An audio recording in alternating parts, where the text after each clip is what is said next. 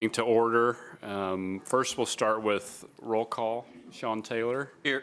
Lisa Jones. Here. Eric Lugers. Here. I am here. Dana is here. Ellen is here. And Mr. Hodgen is absent today. So we do have a quorum. So the first item is the approval of minutes from the April 15th, 2025 meeting. Move to approve minutes. Second. We have a first and a second. All those in favor, please signify by saying aye. Aye. Anyone opposed? So those are approved. Now we'll move to old business, which is EDC case C 2025-13 for G&H Wire for their approval. So Michelle Padishaw, Louis Zara, and Jim Murray are all here today. We really appreciate. Thank you so much for coming up. This is for their CF1 compliance report for this year. Just as a reminder, this is the company that is located on 40 Linville Way in the former Shell building from the RDC. So they are currently above in their personal property. They are below in their employees. Their salaries, they are above in the average wage. They are below in the overall salaries. And you gentlemen just asked them to come back and give a little bit more detail about their projects. So I will ask whichever one of you guys wants to be the representative, if you would just come up to the podium, please. Thanks, Michelle. Good morning. My name is Michelle Padishaw. I'm here with our CEO, Louis Zara, and our HR Director, Jim Murray. We thank you for having us here to help talk through the business. We had the opportunity to speak to you last year regarding our business in the industry. G&H is Orthodontics is the name we go by, has been a Johnson County business for almost 50 years and has provided stable employment at rising incomes since our 2021 expansion into our new building there on Linville Way. We made extensive investment in the property and plant, and we have exceeded, as Dana said, our investment by about $732,000. And we are promising ongoing commitment of spending in that to both automate and to expand the capabilities and capacity of the production facility. Last year we talked about, and that will have an impact because as we look, well, I'll go into that in a second. Last year we talked about the impact of increasing inflation and lack of discretionary spending having an impact on the sales growth plans. Since we're a global company, we service 90 countries throughout the world. We're subject to economic pressures from all those areas, and in an industry realizing low single-digit growth, most of that coming from aligner technology. It's been quite challenging since COVID and all the uncertainties economically around the world. Regarding headcount, we have been affected by the low labor availability in Johnson County, which is a blessing and a curse at about 2.8%. It's great to have that because that means it's a great place to work, but it's hard to find labor. And that means we've been competing for employees with an increasing wage environment. As Dana mentioned, the average salary and wages were up about $7 per hour, and versus the estimate that we provided in our forecast.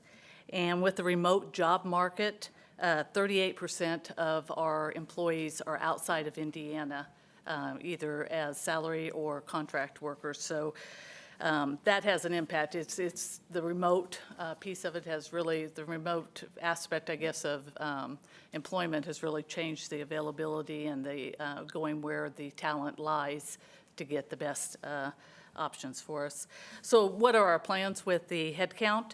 We did make a decision in October of 2024 to insource our external contract manufacturing to Franklin. So we're in that process. It'll take about a year. So by the end of this year, we anticipate that should provide about 20 to 30 heads, depending on the level of automation as we change that process. We're negotiating contract manufacturing opportunities with competitors to make their product as they rationalize their portfolio, as people focus on aligners. They're rationalizing their more traditional business, and that is our key focus. And we're actively seeking acquisitions to consolidate within our facility. We do have room for expansion, and we do have a good infrastructure for it that's quite attractive. As I mentioned, we'll continue to invest in the facilities, and the new capital equipment will be balanced between increased hiring and automation, which will ensure we protect the longevity of the business and the financial stability of it. So just thank you for your consideration. I did have a question on the difficulty finding labor.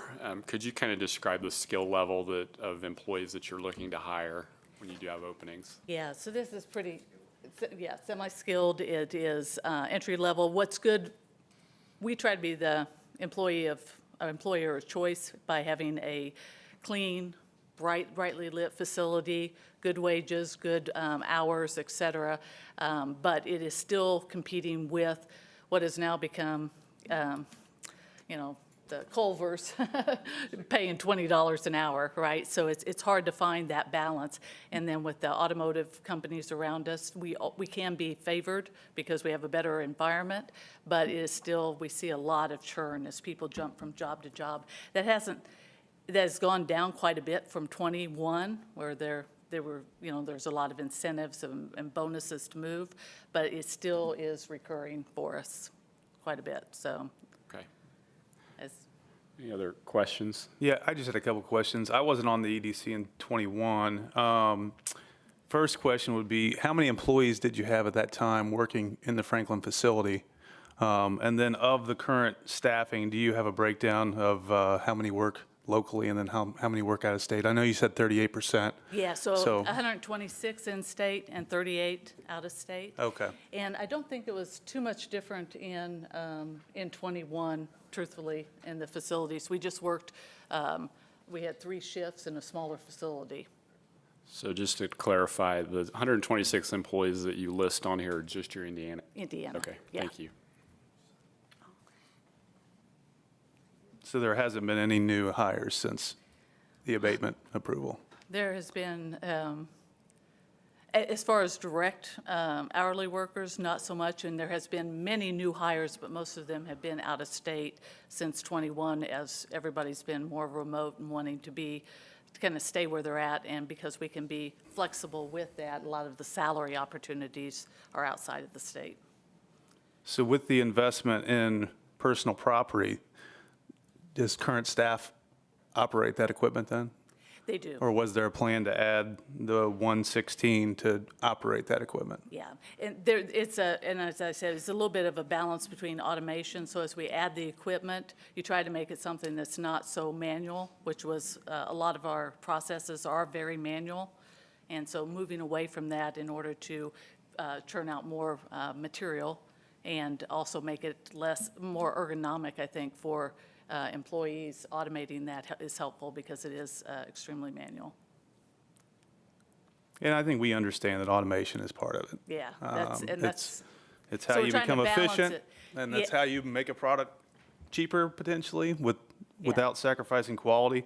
You also mentioned that you're potentially adding 20 to 30 new positions in the next, Yeah. what time frame? It should be in the next year, within the 12 months. We made the decision to bring in business or operations that were contracted out in Mexico, bring those back into the U.S., Okay. into our facility. And we'll be changing our processes, so it won't be a one-for-one.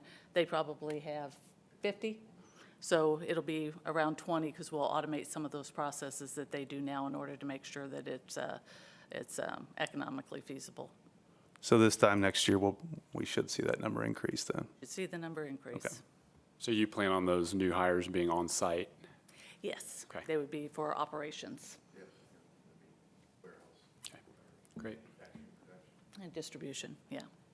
And as noted, they are above on what they said they were going to do. They're also above on the average, even though the employee level is down. I think that they do have a plan in coming before us to try to increase those employees, but also, as Eric said, we don't want to penalize automation or efficiency. Yeah. So I would be in favor of finding them compliant if we have a motion or in other further discussion. I'll make a motion for case C 2025-13 G&H Wire. We find them in compliance. Second. We have a first and a second. All those in favor, please signify by saying aye. Aye. Anyone opposed? So they are found to be in compliance. Thank you very much for Thank you coming in. very We much for your appreciate time. it. All right, so now we'll move on. We can take these together. Yes, we can. Cases C 2025 37 and 38, which is Ortho America. Correct. So this is located at 2165 Earlywood Drive. This is a company that came in to us from Colorado, moved into this location. This was actually the former location of G&H Wire. So you guys are all connected. Some Family reunion. family reunion time, yes. So they have moved into that location, so they are here to kind of give you guys a little bit better understanding and update of what's going on. So I will turn it over to you guys. Hi, thank you all for your time today. Devin McSorley with McGuire Sponsor on behalf of Rocky Mountain Orthodontics. I believe we're here today to address the short in real property investments as well as personal property. This project was initially procured in November of 2021, and we were anticipated to finish at end of year 2025. At this point in time, there are almost $500,000 in real property investments and roughly $2.7 million in personal property investments. With that, they're at about 73 employees today. As mentioned too, they're expected to have 100 employees by the end of 2025. As of now, they're $2 above the average wage that was anticipated. With that, the original acquisition that was put in place when we procured the project back in 2021 fell through. At this point in time, Rocky Mountain is currently pursuing and looking at different acquisition opportunities. There's nothing currently put in place, but they're continually working towards meeting that $1.8 million real property investment. With that, the personal property and the new jobs should follow through as well. To be clear, the biggest spend was on the 2928 Graham Road. It was the old barn there on Graham Road. We were going to do a tear down and then build another facility there to house these potential opportunities, which are still, we're actively pursuing and looking for. But rather than do a tear down, we did a remodel of that barn. So we put about a couple $100,000 into that barn to make that a nicer place for our neighbors and neighborhood. So. Okay, I did have a couple questions. I mean, it's a big miss on the employees and on the property. Wages are above a little bit. Could you, and in the letter it says there's unforeseen circumstances that you've encountered and challenges. Could you kind of elaborate on what those are? So when we moved, we moved 5 times from our Denver location. So we're the oldest, we're a 90-year-old, we're the oldest privately held orthodontic company in the industry.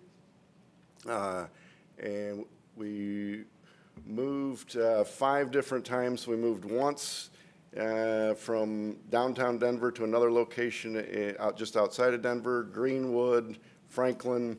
That took a little bit longer than what we anticipated. So 5 times during the middle of COVID, we had 12 regulatory audits. So we weren't focused on the customer as much as we should have been. We were more focused on the logistics of moving a 90-year-old company to its home at 2165 Earlywood Drive. So that was the biggest challenge. We're about 18 months ago, we're completely past that. So I would say, just like our friends here at G&H, the remote aspect, we have about 60 employees that are outside of Indiana. So we've got the 75-ish here on site in Franklin, and then we have 60 that are spread across the world. The majority of those are in Europe. And we do have an initiative. There is a plan to bring more of those folks back in to the 2165 building, primarily due to just I love remote work, but at the end of the day, I think it's much more efficient when you can sit across the table from somebody and work together to get things done. So, so that's just a general statement on to answer your question. And in your letter, you say you have no time frame of when any additional investment might occur. No, we have a time frame. So I think we're on track for the 100 by the end of 2025. I have good reason to believe that's very achievable. There is a plan in place in each functional area, not only manufacturing. Most of our spend has been in the, it's not in the, the actual making and operations. It's more on the product management, sales, marketing. So these are a little higher skilled folks, which come with when you're looking for a marketing manager to handle the Netherlands and France, there's not a lot of those folks with that experience and skill set in Franklin, Indiana. So there is a plan in place on the headcount. In regards to the building, we do not have an active plan to do the $1.8 million facility there at the Graham Road location. That would be something that would be coupled with our acquisition strategy. So kind of what we see is what we get as far as the real and personal property, then the investment's pretty much done unless there's something that changes. That is correct.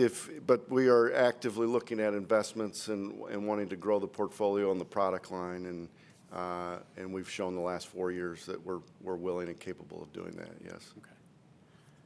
Say, growing the product line, can you do that in your facility right now? No. Is it something you would have to build out to be able to do? We have to build out. Yeah, we're at about 80% capacitized right now in our existing building at 2165. So we currently only run one shift, so we can run a second shift. But when I left G&H, I said I would never run a second shift again. So I don't like second shifts. Any other questions? I just had a question. You mentioned that the getting to 100 was achievable, but most are going to be remote. I would say I don't have it would probably be about a 50-50 mix of remote versus on-site. And the ones on site would be working in the manufacturing process? No, they would be Okay. more in the product management, marketing, sales Okay. arena. Because where I was going with it is Those are going to be higher where are we wages. finding those people at? Because if you're confident that you can find them, then maybe that can be helpful in the room too. Yeah, So, and that has been a challenge. We have not had the challenges with where the rubber meets the road on the shop floor, but more on that mid-level. We've struggled. We've had a lot of churn in that middle management. Those folks that we want to empower and give them some responsibility and accountability. That's been more of a challenge for us. Any other questions or discussion? Thank you for coming in. Appreciate it. Thank you for having me. My thoughts, it's disappointing to see the investment where it is. But they did come in, they do plan to hire, so I kind of would be inclined to find it in compliance with a little note in the file or something that we reevaluate it next year. yeah, I think it's two sides of the coin. I mean, we want the investment, but we also want good, decent paying jobs for the people in our community. So if they think they're going to get to the 100 by the end of the year, let's say give them a shot. Yeah, and there was, we started at zero, so. I say my biggest issue with it would be the personal property with no real plan going forward at $1.8 million. That's something that I'm going to have to justify to the city council to get this approved. What's that look like? Because, that's my job. I'm going to have to take this and, get the city council to approve it as well. So with no plan in place to even get there, that kind of bothers me, and I can't justify that, to another group. Sure. The deployment side of it, I think that's attainable. Sounds like you have a plan, but with no real plan on the personal property, I don't know how to differentiate the two and say, this is good, this is bad. We can We can separate the real and personal into separate motions, for sure. So we'll take the real property first and see KC 2025-37. I would make a motion to approve KC 2025-37, find them in compliance. Second. We have a first and a second. All those in favor, please signify by saying aye. Aye. Anyone opposed? So we do- Opposed? So Sean is opposed, and That's on the personal property, right? that's on the real. Oh, sorry. So, yes, I'm in favor. Okay, so it does pass on the real, and so now we'll move to C 2025-38, which is the personal property. Do we have any motion for compliance for that? I would make a motion as well, KC 2025-38, find them in compliance. Second. We have a first and a second. All those in favor, please signify by saying aye. Aye. Anyone opposed? Aye. So if Sean's opposed, Eric and Josh are in favor, and Lisa Favor. in favor. So we do find them in compliance as well, recommendation to council. So, thank you for coming in. Thank you. Thank you. Okay, now we'll move on to new business. EDC case 2025-02, the pure development waiver of noncompliance. Yes, so this is concerning the building at 2280 McLean Drive. High-level background for the audience. This building was built as spec. It came before us in 2021 from the Peterson Group, which was the company that built this shell building out there. In 2022, I believe the company was sold to Pure Development. During that time of the development, the company, or the building was being built, Peterson was moving it forward. There was, as always, a Form 11 that is sent to the company. Whenever you receive a Form 11, it basically triggers and says there is an increase in the assessed value. When you have an abatement and you're starting an abatement, this Form 11 triggers a requirement by the state and the county that you complete a Form 322, which basically, and Ellen, correct me if I'm saying this wrong, but this basically tells the county to start the abatement that following year, correct? Am I getting that? So that was not filed at the time that it was required to be filed. So Pure Development came before us requesting a waiver of noncompliance. It was earlier in the year than at this point in time. There had been no taxes paid, nothing was due at that point in time. This body did approve that waiver of noncompliance in September, and the City Council also approved the waiver on September 18th of 2023. As it states in the memo that I sent to all of the commission members, I received a call from Jesse Sadaway, who is here with us today, stating that he realized the abatement was not applied for the 2024 pay 2025 tax bill. And what we realized was that there was a second Form 11 that was sent out in June of 2024. That second Form 11 did not get the required Form 322. This is kind of complicated, so I'm trying to make sure everybody understands and explain what happens. So basically, we had the first assessment of the building, which was about $17 million. That portion, that first $17 million, you agreed to the waiver, they filed the Form 322. That portion is now on a 10-year abatement track. So that portion is not in discussion for this waiver. It has been approved, everything is fine, it is moving on. The building it took 2 years to complete the building. So you had the first Form 11 from the first year. Our county chooses to do partial assessments, which there are some counties do and some counties don't in the state of Indiana, but they do have that option if they so choose. They did the partial on the first 17 million. The second, I think it was about 13 million. I believe I have it in here. and it's sideways, of course, so it was, okay, I'm sorry, it was 13 million on the first one, and it was 12 million on the second one, or 17 million on the second one, I apologize. So this $17 million for the second track, the second final Form 11, which was the final assessed value, filling in that building, is the portion that is under consideration for today. That portion, the Form 11 went out in June. As I said, the one before, we were able to get that taken care of in September. Now we're here into April. Taxes have already been calculated based on not receiving the abatement because the Form 322 was not applied. So that is the portion that is in question today. If you so choose, you can provide a waiver of noncompliance. The county then would go back, recalculate the amount that was owed. They would apply the difference because obviously there would be an overpayment. Taxes are due next week. Whatever was paid, the overpayment would be applied to the fall installment. If there is still an overpayment, that is counted as a credit towards the 2025 pay 2026 spring installment of the bill.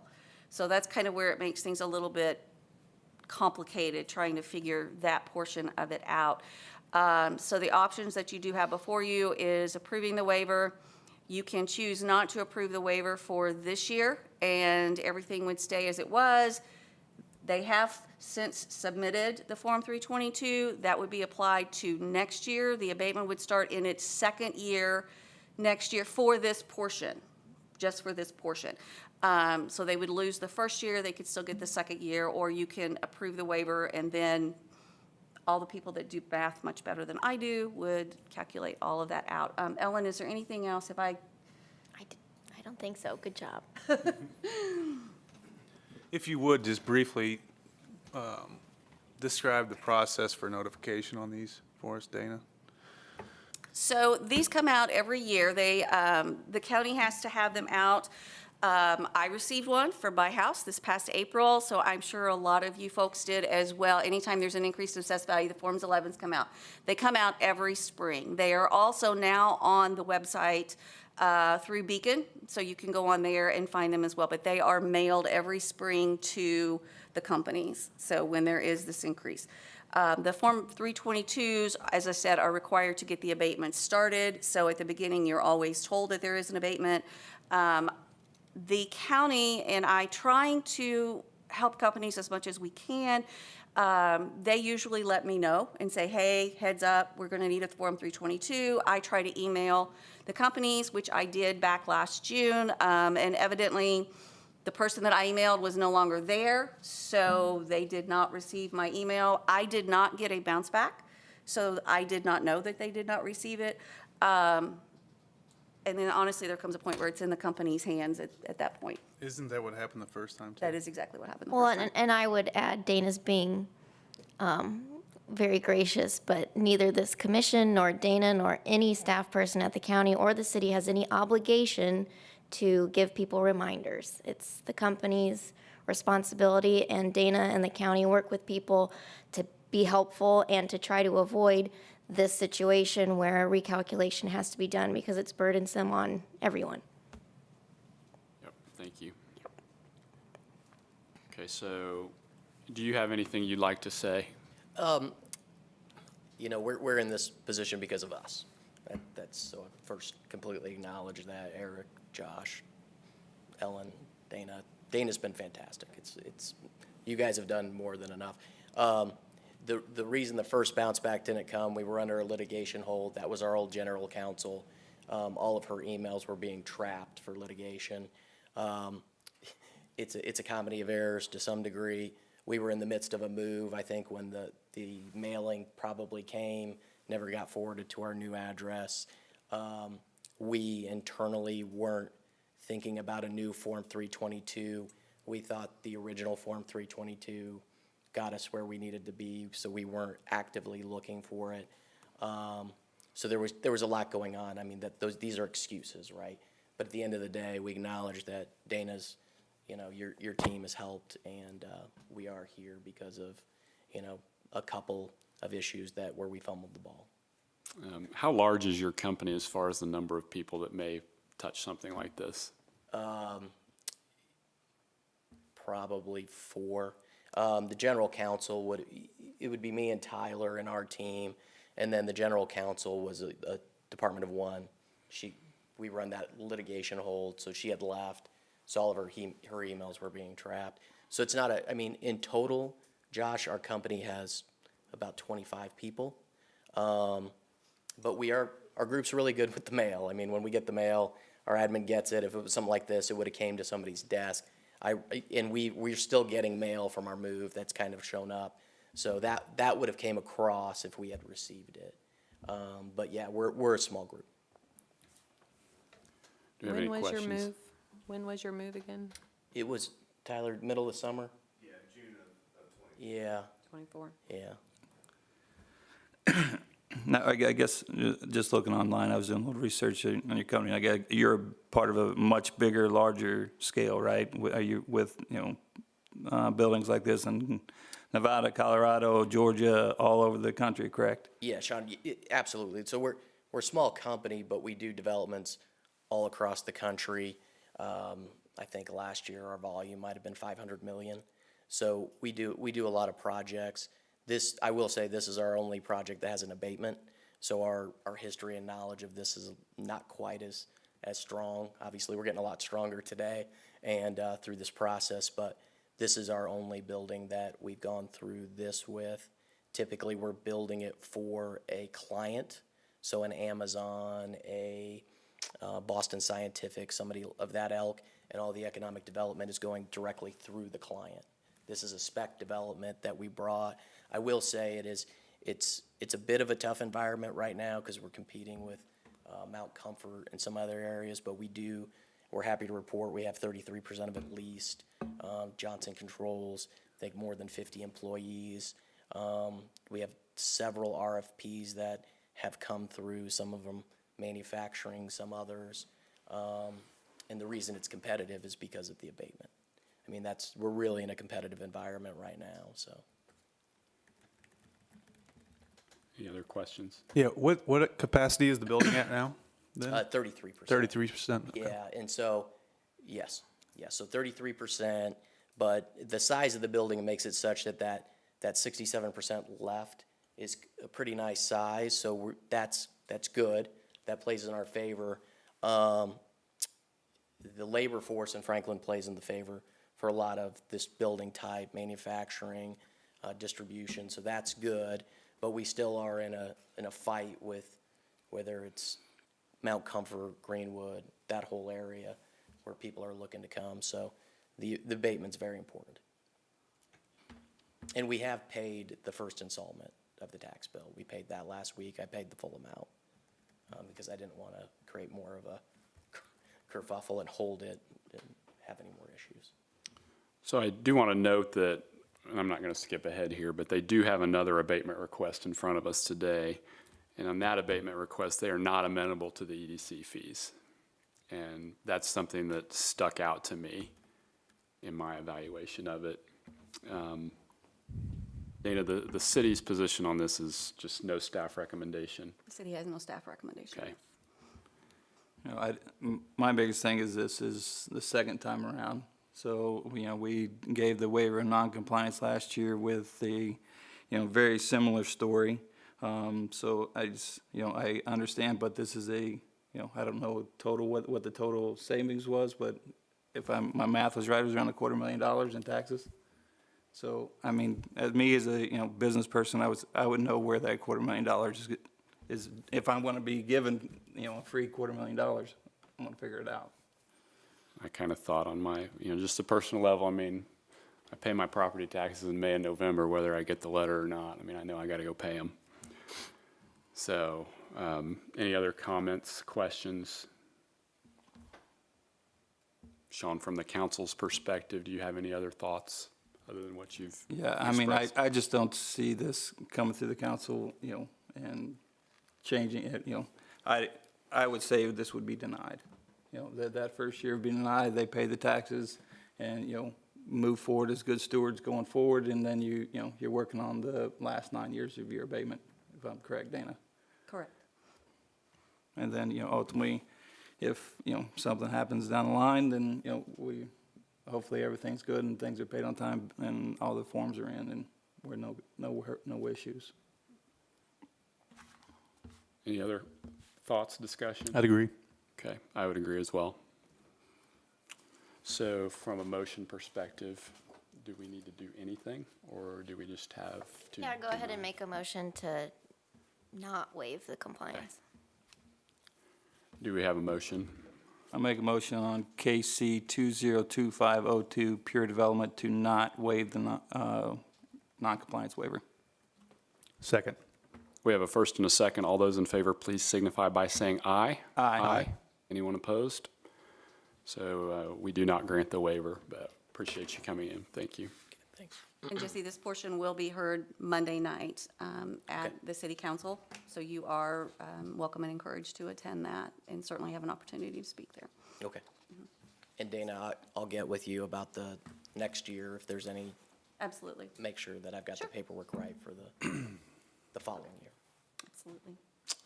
Next order of business, C 2025-03, Pure Development for the 5-year request on $558,289 in real property for build-out.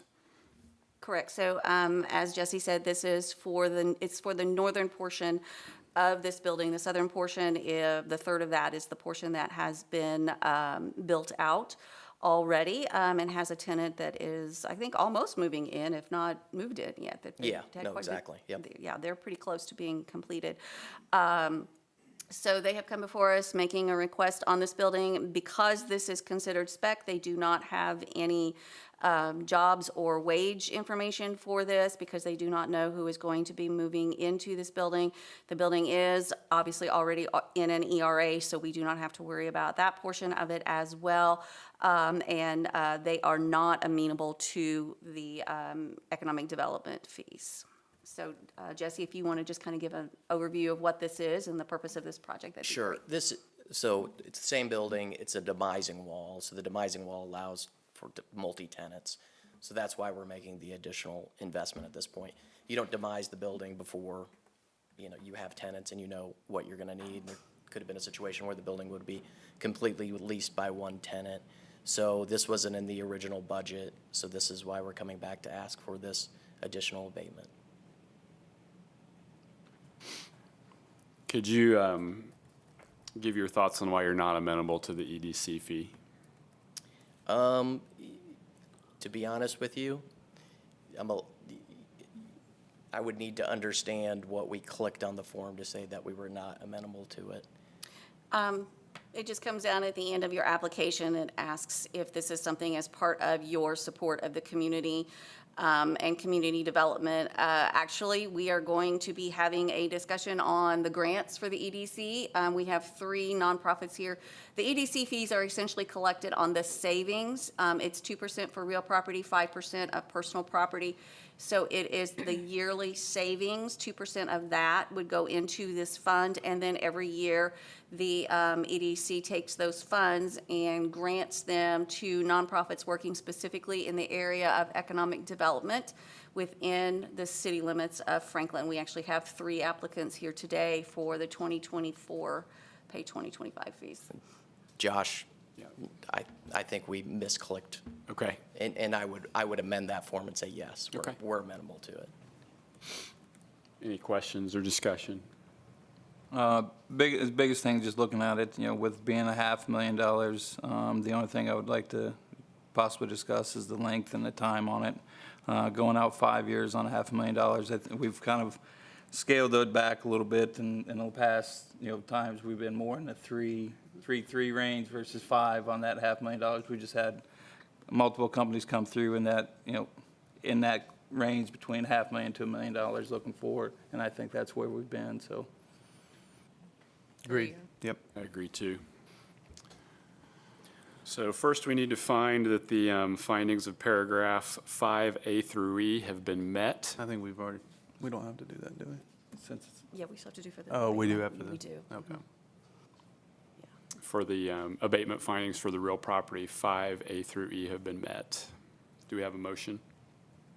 I'll make a motion that items 5A through E, ERA and tax abatements have been met. Second. We have a first and a second. All those in favor, please signify by saying aye. Aye. Anyone opposed? So those findings have been met. Now we need a motion on length of the abatement with EDC fee.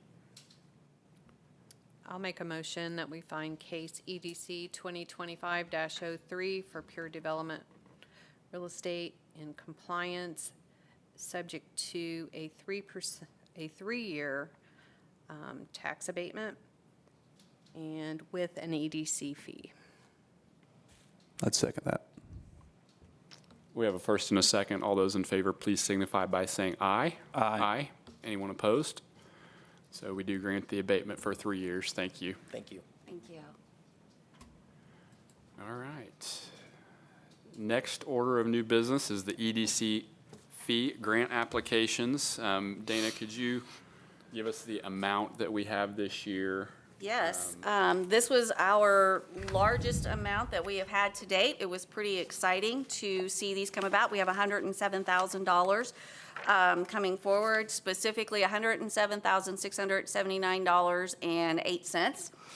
So that's a pretty high number. Last year was $90,257. We sent these applications out last month, and we did receive 3 proposals, which we have before you today. So we have representatives from all 3 of those nonprofits who are here and who can present their request for the abatements, or for the grant.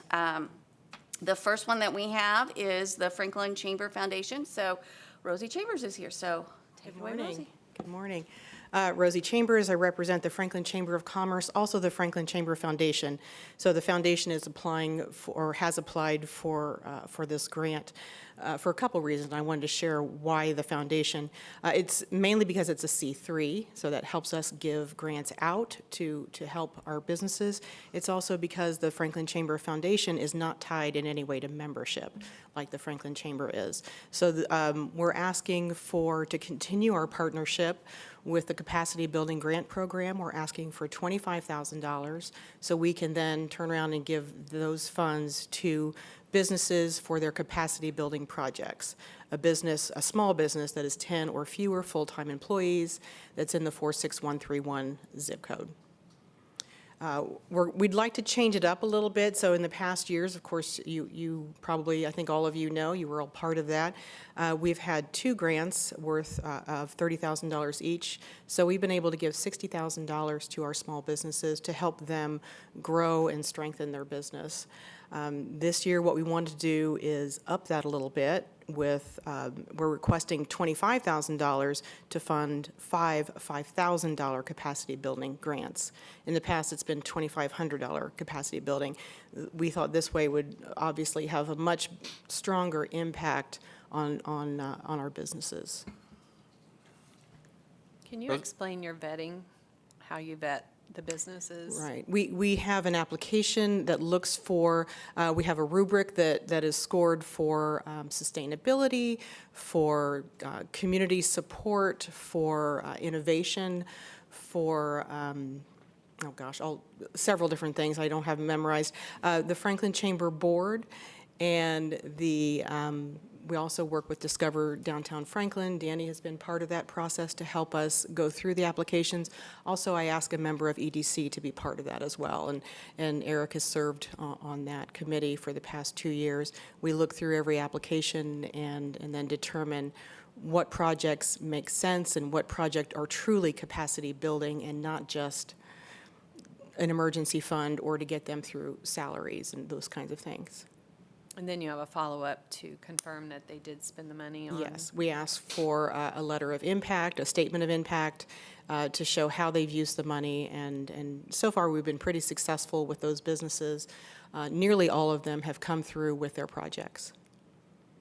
And full disclosure, I am on the chamber board as well as Eric, just for full disclosure, although it's not the chamber that's asking, it's the foundation. Separate board. Yeah. And Rosie, the applicants do not have to be chamber members, is that correct? Correct. Okay. Yep. And so the thinking of going from, $2,500 grants to $5,000 grants is to try to be more impactful for certain businesses that Yes. maybe you couldn't otherwise with the lower amounts. So Yes, that's kind of the yes. reasoning. Okay.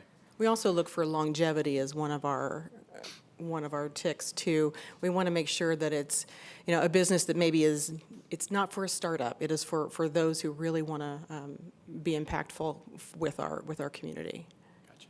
Okay. Are you kind of checking back in on the, past members, hey, did this 25,000 help you, or what, or 2,500, did that help you? Have you, what's kind of the, going back and looking, are we giving it to the same people over and over? Is it different groups, different businesses? Right, so this will be our third year if selected for this grant. In the first 2 years, we've only had one that was a repeat. Okay. And we do check in. We, frequent, well, of course, a lot of them I know personally, so we do check in to see how they're doing and make sure that they are completing what they've asked for, and for the most part, they are.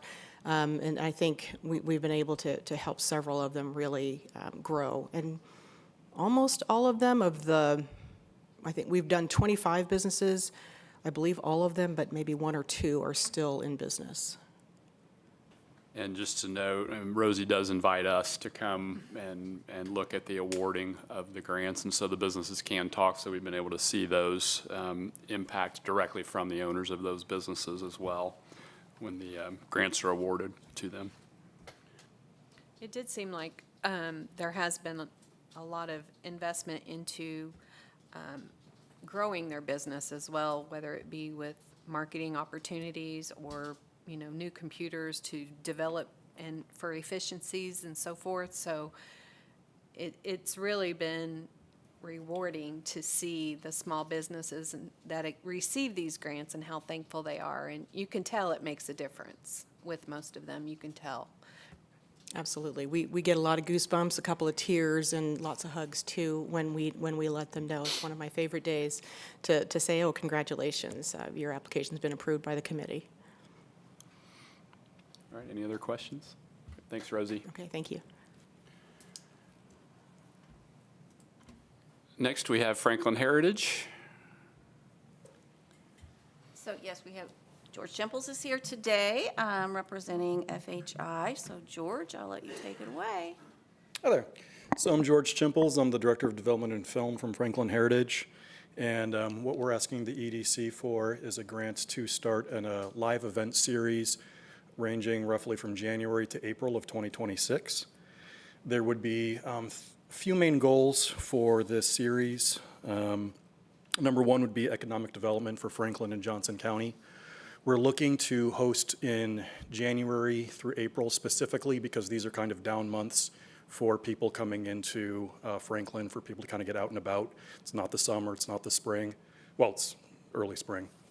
But we want to hold these events on off nights, Thursday nights, Wednesday nights, on Sundays, specifically gearing these towards events with a regional pull to bring people in from outside of Franklin and outside of Johnson County to come to a show and then spend money at a restaurant, check out the shops, and come down to Franklin when people may not otherwise be there.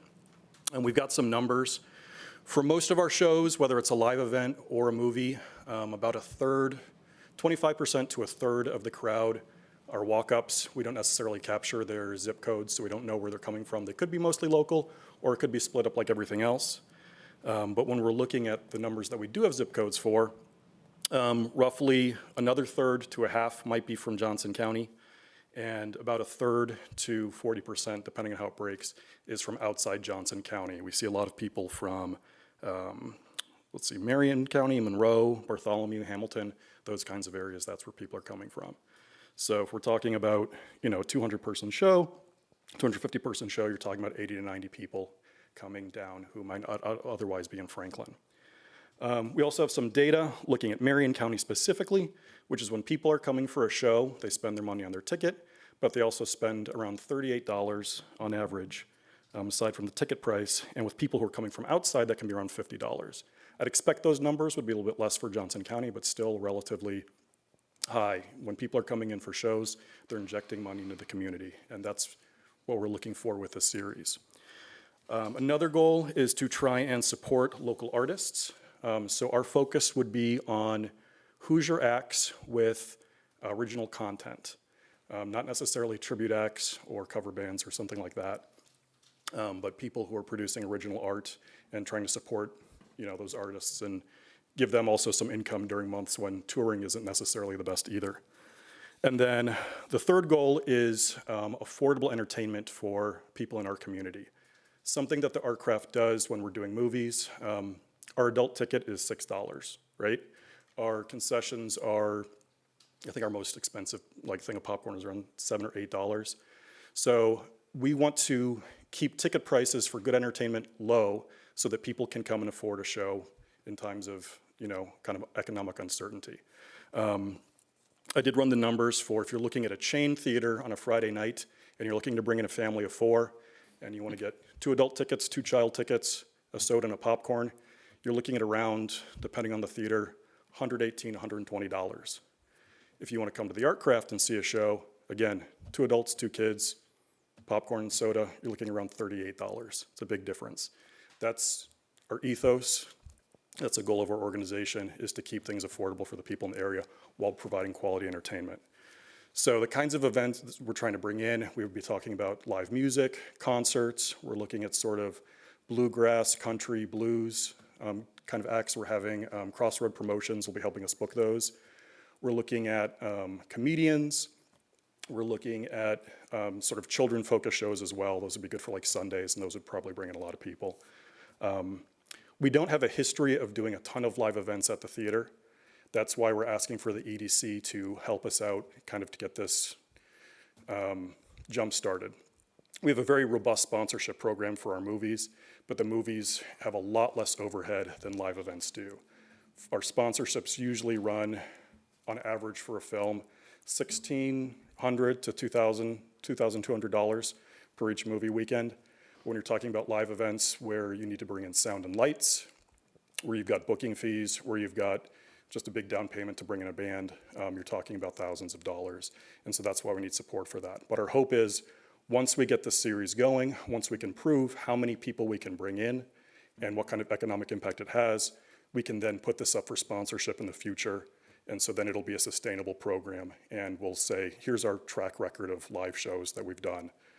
Whereas now it's like, we're usually doing a couple live shows a year, like probably less than 5 on average, stuff like Glenn Miller Orchestra, that kind of thing. So that's sort of our pitch.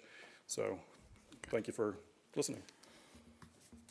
And looks in the application like you're requesting $25,000. The project you estimate costs $40,000 to $50,000, but you do have some other requests in for funds to cover the other part. Okay. So we've been talking with Festival Country Indiana.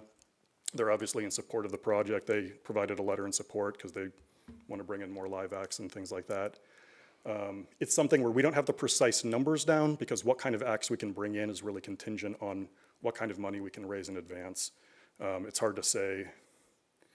It's not the best way to do a budget, but when you're dealing with live acts, it's sort of like the only way you can do it. What's your price? When are you available for? And you have to kind of work backwards from there. So once we've know how much money we can possibly spend, that'll let us kind of focus on who we can get. Okay. And then we did grant funds to Franklin Heritage last year. Could you kind of give us a little bit of an update on how that went? Yes. So that was for our strategic plan process, which we're currently underway. We are working with Johnson, Gross-Nickel and Associates. We've had 2 meetings. We're about to do a third, I think, at the end of the month. We plan to have that done in August, at which point we'll present to you guys kind of what we've come up with. We've been talking to various community leaders, donors and sponsors, and getting the feedback. And right now we're kind of going through and refining what our mission is. And that's one of the things where historic preservation is our overarching mission, but we do have, for a long time, we've said, we want to bring people down to Franklin. Economic development is one of the things that we do and that we focus on, and so we're really trying to cement that into what we do. And then also in the long term, one of our long-term visions for the theater is to have it as a fully mixed-use space as opposed to just a cinema. It was originally built as a vaudeville theater, which vaudeville was music, silent film, comedy, all sorts of different acts.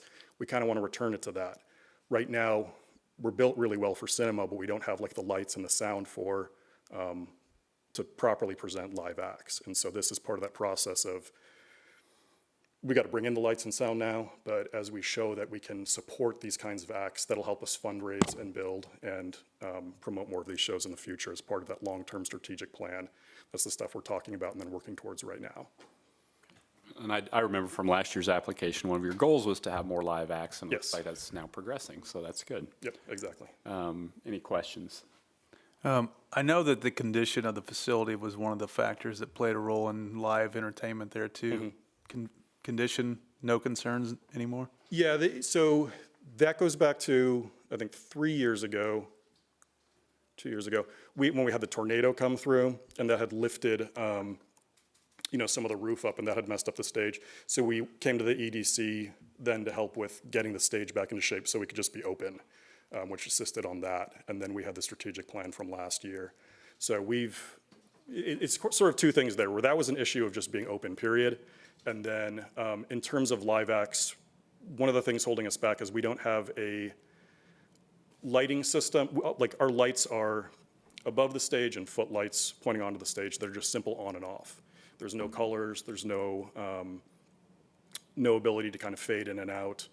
It's just real bare bones. We don't have any spotlights that can hit the stage that can properly light performers, that kind of stuff. And then with the sound, we don't have a dedicated sound person. We don't have some of the technology that's necessary for properly mixing acts that come in with certain kinds of sound requirements. So that's stuff that we're moving towards doing. We've got also part of the strategic planning process and part of some other grants that we received. We're in talks now with a historic theater architect, Schuler and Shook, and part of that plan is the renovation of the stage. So we've got some pitches from them. We've got to go back to them, but to start getting that sound and light put in. So that process is moving along as well. So it's all coming together with the strategic plan, getting tied together, and then we're going to start probably fundraising in earnest for this, the next 6 months to a year or so once we get all this stuff cemented. Good, love it. Any other questions? All right, thanks, George. Thank you so much. And next, we've got Discover Downtown Franklin. Hello. I know most of you guys pretty well, but I brought you all an annual report in case you did. I wanted to learn a little bit more about our organization. Dana probably has about 20 copies of that now. So I'd like to start by just saying how thankful I am to live in a community where we have such collaboration. So the three of our organizations met to discuss this, and I think that we all came out with stronger proposals because of that. And I would just like to vouch for both of their proposals also. I sat on the committee last year for the chamber grants. I saw the impact that has on those folks when they get it. I was interviewed for the strategic plan of FHI, and I think that that's the heart of our community is the art craft. So just want to support them as much as we can. And my whole pitch to you today for Discover Downtown's proposal is mostly a advertising, a whole year's worth of multimedia advertising for our downtown area. Right now, I feel like I really do have the finger on the pulse of our local business community and in the downtown area, and they've had a very soft start to the year. So there's a little bit of panic in our small business community.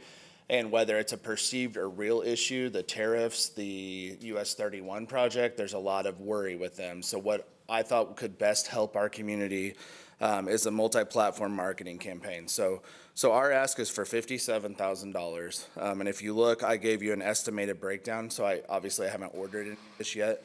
But we're going to work with local experts. And we plan on breaking that $10,000 or the $50,000 into $10,000 of digital ads. So that'd be like Google ads, digital ads, $10,000 in radio. We've been working with some radio partners lately on some of our events and had success. We did more regional advertising for our Spring Vintage Festival than ever, and we upped that by over 2,000 people this spring. Social media ads will be $10,000, so we'll do that internally and also work with Jennifer Denny at Elevated Marketing Solutions. And then traditional advertising is $20,000. So the biggest thing I would say in that will be billboards. So that'd be a regional billboard campaign for downtown Franklin as a whole. We've negotiated a 60% discount with JR Billboards. And meeting with them, I found out that is owned by the Sprague Group, which anything we can do to bring people to town fills their hotels, so they were happy to give us a good deal. So I was very happy with that. Then the $2,000 would be for downtown pedestrian signage. Hopefully all of you have noticed the blue circle that's on the corner of Water and Jefferson. It's on the ground. It says "More Shops This Way," right by Possibilities. So that would be to enhance our downtown's walkability. When Festival Country brought in international expert Roger Brooks to essentially secret shop our whole county, that's one of the things he said. He said Franklin was one of the best cities he'd ever been to, but he said we need more pedestrian signage so folks can find these I mean, we have some amazing hidden gems that aren't right on Jefferson Street, like Wild Geese Books, Franklin Jewelers, Madison Street Salvage, 10 Pins. So, I mean, to help pedestrians that are here for a festival stay here longer, spend more money, and really stimulate our economy. So that is paying for those. We will handle the installation on those, so it won't be any draw on the city. And we put the one in that I mentioned as a test to see how it would hold through the weather. And we actually had some of the guys come by with their little plow machine and like intentionally scrape it, and it's held up really well. So if you get a chance to check it out, and it does have a grit in it, so there's no liability worry for slippage. And then the last initiative, part of our initiative, actually came from meeting with the Chamber and FHI.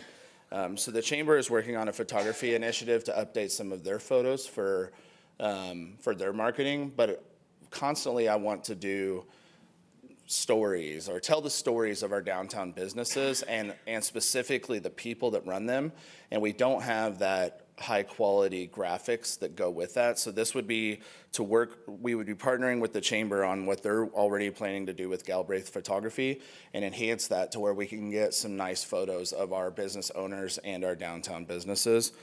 So that would be the remainder of that. And you could see just a little, I've got a little bit more information there, but that's kind of the gist of it, and I'd love to take your questions. Thanks, Danny. Any questions? Yeah, on the billboards, is that something that's going to be highlighting the events specifically, or? So I would say that I would say less than 20% of this would be Discover Downtown Franklin events because we already have a lot of that in our budget. This is going to be more of it will definitely include events, whether it's ours, parks, anybody, but this is going to be more geared towards downtown Franklin as a place to come spend money and a regional attraction. So we want to capture some of that outside the county money. So regardless of if there is an economic downturn or not, we want to insulate Franklin the best we can and promote them the most we can. But I'm sure like things like the live music series at the Artcraft would be one of them. If our businesses are doing special events, we would promote that. And I didn't know, is it going to be digital or is it going to be print? We actually have quotes from them on traditional and digital. Okay, cool. Any other questions?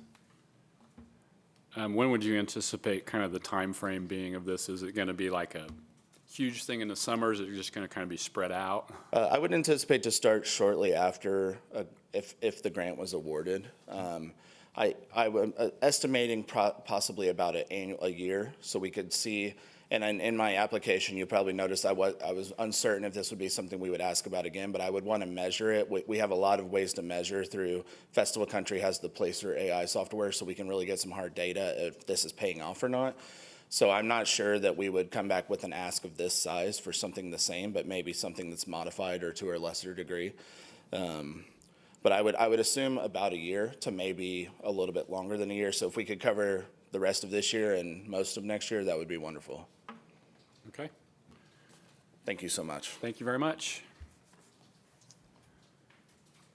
All right. Do we have any discussion among the committee members about any of the projects? A couple of things just to point out.